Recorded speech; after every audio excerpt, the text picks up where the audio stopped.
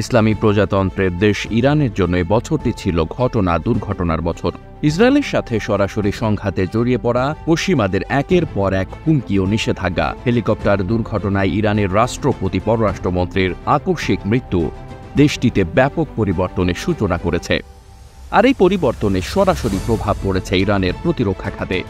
দেশটি নাকি তাদের প্রতিরক্ষা খাতকে পুরো ঢেলে সাজিয়েছে, এমন মন্তব্য করেছেন ইরানি সেনাবাহিনী বিমান প্রতিরক্ষা বাহিনীর commander brigadier general Ali Reza Sabahifard. Iran তার প্রতিরক্ষা খাতে আগের চেয়ে ঢের শক্তিশালী বলে জানিয়েছেন তিনি। সেই সঙ্গে প্রতিপক্ষকে হুঁশিয়ারি দিয়ে প্রতিরক্ষা বাহিনীর এই কমান্ডার বলেছেন, আমরা নিশ্চিত করছি যে আমরা যে কোনো ধরনের হুমকির নিষ্পত্তিমূলক প্রতিক্রিয়া জানাব। গত শুক্রবার দেশটির দক্ষিণ এয়ার ডিফেন্স জোন পরিদর্শনকালে তিনি এ হুঁশিয়ারি দেন। কমান্ডার আলী রেজা এ সময় ওই জোনের আওতাধীন সিরাজ এয়ার ডিফেন্স ইউনিটের বিভিন্ন অংশ, সাইট এবং রাডারের অবস্থান পরিদর্শন করেন এবং ইউনিটগুলোর যুদ্ধ প্রস্তুতি এবং অপারেশনাল সক্ষমতার স্তর মূল্যায়ন করেন। ইরানি বিমান প্রতিরক্ষা বাহিনীর কাজে নিয়োজিত প্রত্যেক সেনাকে উদ্দেশ্য করে তিনি বলেন, আমরা যেখানেই সাফল্য অর্জন করেছি সেখানেই আমরা জিহাদি চেতনা অবলম্বন এবং শাহাদাতের আকাঙ্ক্ষী ছিলাম। অতএব আমাদের অবশ্যই এই চেতনা এবং দেশের সংস্কৃতির প্রচার ও প্রসার ঘটাতে হবে। ব্রিগেডিয়ার জেনারেল আলী রেজা এ সময় যুদ্ধ শক্তিকে উন্নত করার প্রয়োজনীয়তার উপরও জোর দেন এবং বলেন, এটি কেবল অভ্যন্তরীণ শক্তি এবং সুপ্রিম কমান্ডারের আনুগত্যের ওপর নির্ভর করে।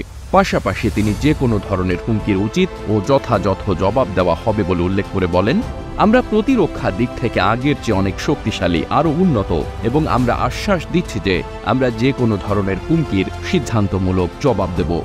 গত 13 এপ্রিল রাতে ইরান ইসরায়েলের শতাধিক ড্রোন ও ক্ষেপণাস্ত্র দিয়ে হামলা চালানোর পর থেকে ইরান ইসরায়েলের উত্তেজনা চরম পর্যায়ে পৌঁছায়।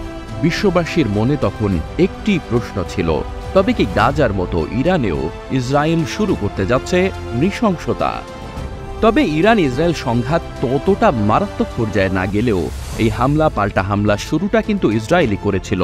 গত 1 এপ্রিল সিরিয়ায় ইরান কনসুলেটে বিমান হামলা চালানোর মাধ্যমে। এর জবাবে গত 13 এপ্রিল ইসরায়েলকে লক্ষ্য করে 3 শতাধিক ড্রোন ও ক্ষেপণাস্ত্র ছোড়ে ইরান। এদিকে গত 19 মে মর্মান্তিক এক হেলিকপ্টার দুর্ঘটনার কবলে পড়ে নিহত হন ইরানের প্রেসিডেন্ট ইব্রাহিম রাইসি ও পররাষ্ট্রমন্ত্রী হোসাইন আমির আবদুল্লাহিয়ান। আকস্মিক এই মৃত্যুতে স্তব্ধ হয়ে যায় সারা বিশ্ব।